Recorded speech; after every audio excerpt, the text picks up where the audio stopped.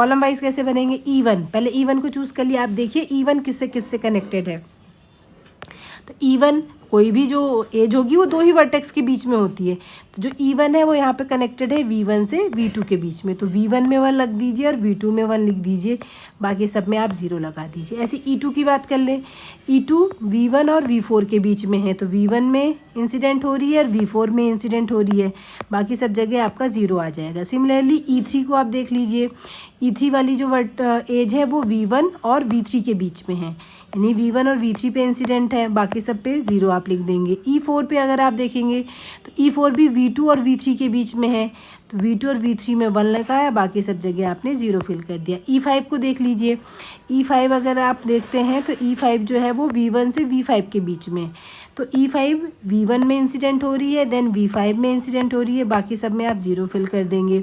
Similarly E6 को आप देख सकते हैं, E6 जो है वो V4 से V5 में इंसिडेंट हो रही है, तो V4 और V5 में आप 1 रखिए, बाकी सबको आप 0 कर देंगे।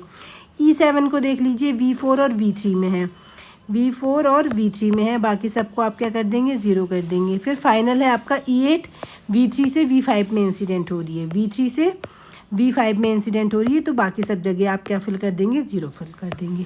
तो आप कॉलम वाइज भी भर सकते हैं, आप रो वाइज भी फिल कर सकते हैं। तो आई होप